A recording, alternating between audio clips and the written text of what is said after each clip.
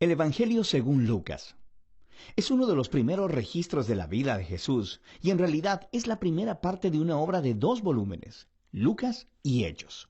Si comparas las líneas introductorias de ambos libros, es claro que vienen del mismo autor y hay pistas internas en el libro de Hechos, así como en la tradición temprana, que identifican al autor como Lucas, el acompañante de viaje y colaborador del apóstol Pablo, quien sabemos que también era médico. Lucas introduce su obra con un prefacio que nos dice cómo y por qué escribió este libro.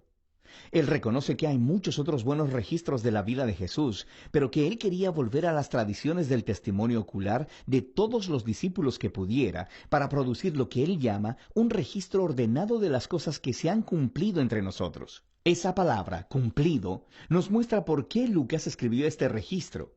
Para él, la historia de Jesús no es solo historia antigua. Quiere mostrar cómo es el cumplimiento de la larga historia del pacto de Dios en Israel. Y más grande que eso, la historia de Dios en todo el mundo. El diseño del libro es bastante claro. Hay una larga introducción que prepara las historias de Juan el Bautista y de Jesús. Luego, en los capítulos del 3 al 9, Lucas presenta un retrato robusto de Jesús y su misión en su región de origen, Galilea.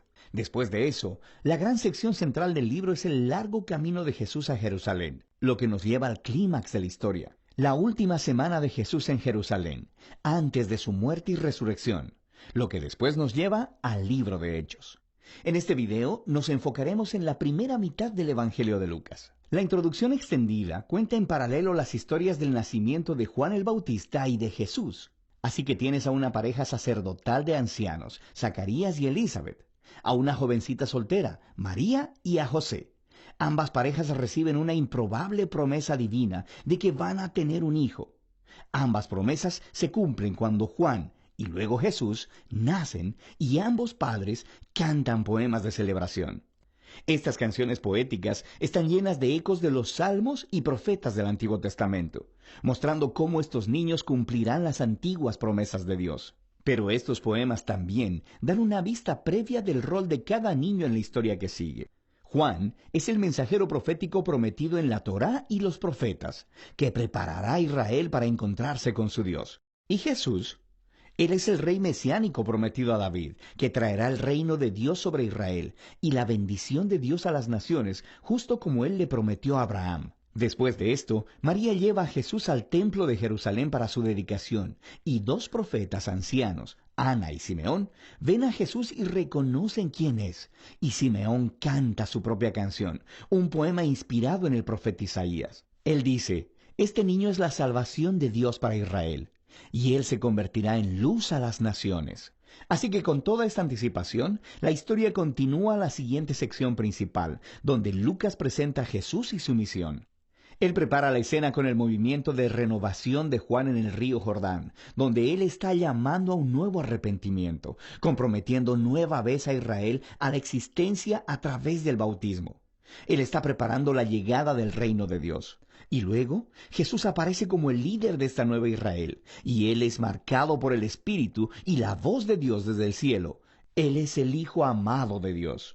Después de esto, Lucas continúa con la genealogía y traza los orígenes de Jesús hasta David, y luego hasta Abraham, y luego hasta Adán en el libro de Génesis. Lucas está declarando que Jesús es el rey mesiánico de Israel, que traerá la bendición de Dios, pero no solo a Israel, la familia de Abraham.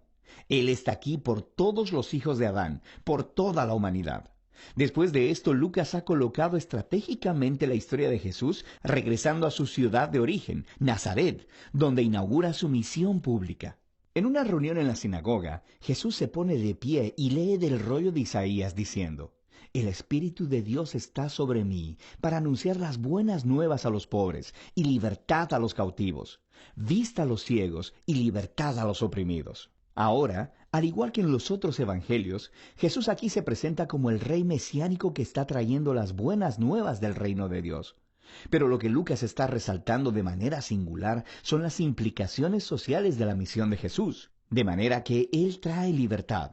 La palabra griega es aphesis, y literalmente significa liberación, y se refiere a la antigua práctica judía del año del jubileo que se describe en Levítico 25. Es cuando todos los esclavos de Israel eran liberados, cuando las deudas de las personas eran canceladas, cuando las tierras que habían sido vendidas se devolvían a las familias. Todo era una recreación simbólica de la justicia y misericordia liberadora de Dios. Y luego Jesús dice que estas buenas nuevas de liberación son específicamente para los pobres. En el Antiguo Testamento, los pobres, o en hebreo aní, es una categoría mucho más amplia, no solo para las personas que no tienen mucho dinero. También se refiere a las personas de bajo estatus social en su cultura, como personas con discapacidades, mujeres, niños y los ancianos.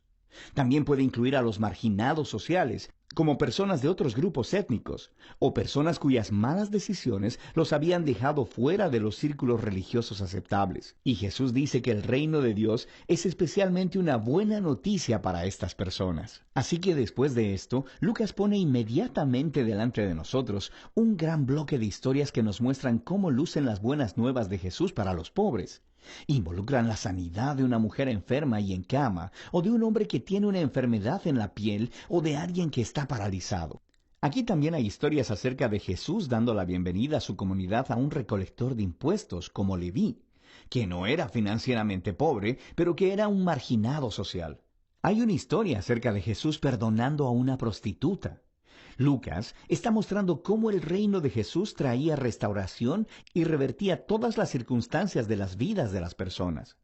Él está expandiendo el círculo de personas que son invitadas a descubrir el poder sanador del reino de Dios. Y mientras la misión de Jesús atrae a un gran número de seguidores, Él hace algo todavía más provocativo. Él hace de estas personas un nuevo Israel, poniendo sobre ellos 12 discípulos como líderes, que correspondían a las 12 tribus de Israel. Y luego Jesús enseña su manifiesto sobre un reino de cabeza, o como Lucas lo llama, el sermón del llano. Él dice que el amor de Dios por el marginado y el pobre significa que su reino revierte todos nuestros sistemas de valores. Él está aquí para formar un nuevo pueblo de Dios, alternativo, que responderá a la invitación de Jesús al practicar la generosidad radical al servir al pobre. Personas que guiarán al servir y vivirán haciendo la paz y perdonando.